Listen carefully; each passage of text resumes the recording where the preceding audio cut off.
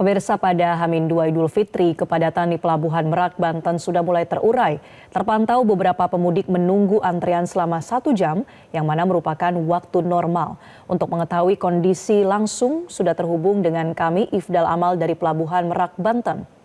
Selamat pagi Ifdal, bagaimana situasi kepadatan di Pelabuhan Merak pada pagi hari ini? Selamat pagi Marcel dan juga pemirsa. Di H-2 Lebaran Idul Fitri ini, situasi di Pelabuhan Merak, Banten masih terpantau mulai terurai kepadatannya jika dibandingkan dengan kemarin hari. Dan jika kita lihat lagi pemirsa juga bisa dilihat di layar kaca Anda bahwa traffic sekarang itu mirip dengan yang terjadi pada siang menuju sore hari, yang mana sebenarnya di Pelabuhan Merak pada periode Idul Fitri 2025 siang menuju sore itu merupakan periode yang lebih landai dibandingkan dari sore menuju malam hingga dini hari. Adapun kemarin diprediksi bahwa puncak arus mudik adalah jatuh pada H-3 kemarin, dan betul saja di H-2 berangsur-angsur mulai memudar kepadatannya, dan diprediksi juga pada H-3 kemarin pukul 9 akan melonjak hingga dini hari ini, namun kenyataannya malah semakin lama semakin memudar. Dan untuk mengetahui informasi selengkapnya terkait kepadatan di Pelabuhan Merak, saya sudah berdiri bersama dengan Direktur Utama ASDP, Pak Heru Widodo. Selamat pagi, Pak. Selamat pagi. Pak, kepadatan di sini menurut pantauan ASDP ini bagaimana, Pak? Apakah ini masih menjadi puncak arus mudik atau malah memang sudah memudar seperti apa yang saya katakan sebelumnya?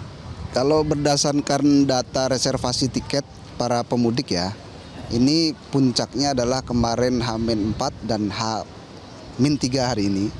Nah, kemudian untuk H-2 sudah mulai berangsur-angsur turun gitu. Jadi puncaknya H-4 dan H-3 pada hari ini. Pak, tadi ada beberapa pemudik yang mengaku menunggu sudah cukup lama, bahkan dari sekitar 4-5 jam yang lalu begitu, Pak. Itu kira-kira ada kendalakah, Pak, di kapal atau memang ini hal yang normal atau bagaimana, Pak? Kalau kita lihat sebetulnya itu normal saja, karena memang skema yang kita gunakan adalah kita memasukkan para calon pemudik ini ke dalam kantong-kantong parkir yang sudah kita sediakan, termasuk salah satunya adalah yang paling besar di Indah Kiat. Nah, mungkin pemudik yang tadi sudah mengantri sampai 4 jam mungkin baru bisa masuk kapal, karena memang arus di jalan raya itu sudah mulai padat, kemudian harus kita alihkan ke kantong parkir yaitu di Indah Kiat. Gitu. Memang kalau di parkir di Indah Kiat itu kan buffer zone ya, Pak ya? Ya. Jika kendaraan dialihkan ke buffer zone di Indah Kiat, apakah harus menunggu arahan dermaga 1-70 dulu, atau sistemnya, mekanismenya bagaimana gitu, Pak? Bisa dijelaskan? Ya, karena kita sekarang kan sudah menggunakan single ticketing, jadi semuanya kita berlakukan reguler. Dermaga eksekutif pun kita juga sudah berlakukan reguler, sehingga yang kemudian terparkir di Indah Kiat itu menunggu arahan dari petugas yang nanti akan dibagi ke masing-masing dermaga, yang kemudian mana yang kosong pasti akan segera diisi, dan begitu selanjutnya ke dermaga yang lainnya. Gitu. Pak Heru, ini kan di Lebaran periode 2025 ini kalau kita lihat ada penurunan jumlah pemudik, apalagi di puncak arus mudik kemarin. Kalau di tahun lalu itu berdasarkan saya pantau dan saya lihat berita-berita itu bahkan sampai mengular ke jalur arteri begitu, Pak. Dan ini bahkan arteri itu lancar sekali, dan bahkan di tol Tangerang Merak pun juga lancar, dan bahkan ganjil genap juga fleksibel begitu, Pak. Ini tuh akibat apa ya, Pak? Ini pasti surprise bagi masyarakat yang mudik ya. Dan memang baru kali ini masyarakat juga merasakan betapa lancarnya arus mudik sekarang, termasuk di jalan raya menuju pelabuhan bahkan sampai ke penyeberangan. Dan tentunya ini karena ada beberapa hal yang menjadi desain dari pemerintah dan seluruh stakeholder, termasuk salah satunya adalah pemberlakuan WFA ini ternyata begitu sangat efektif.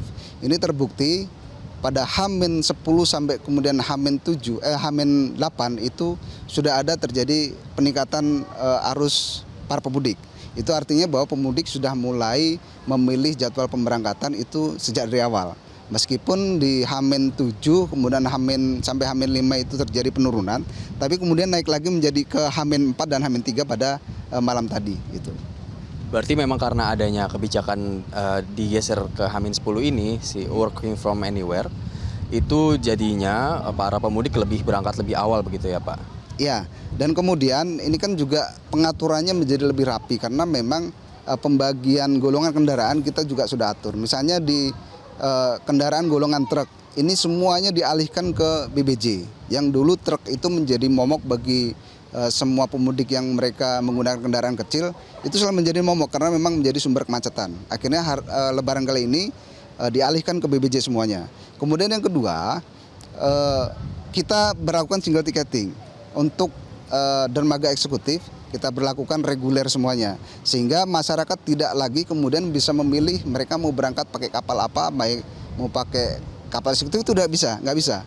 Nah nanti kemudian flow-nya itu diatur oleh petugas yang kemudian nanti akan mengarahkan mana yang mereka masuk ke eksekutif, mana masuk yang ke reguler dan lain sebagainya. Gitu. Baik Pak Heru, terima kasih banyak atas waktunya. Selamat kembali bertugas Pak. Terima kasih. Ya. Terima kasih ya.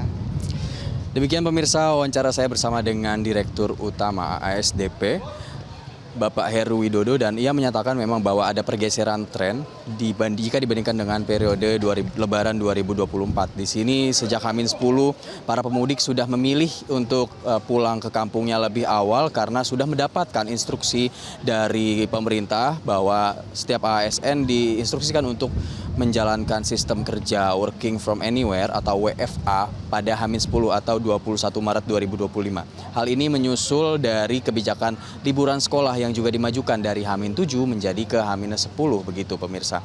Sehingga para ASN dibarengi dengan jadwal libur sekolah dan bisa mudik lebih awal untuk mudik yang lebih optimal dan juga efektif. Untuk sementara demikian, Marcel kembali ke Anda di studio. Laporan langsung rekan Ifdal Amal dari Pelabuhan Merak, Banten. Terima kasih.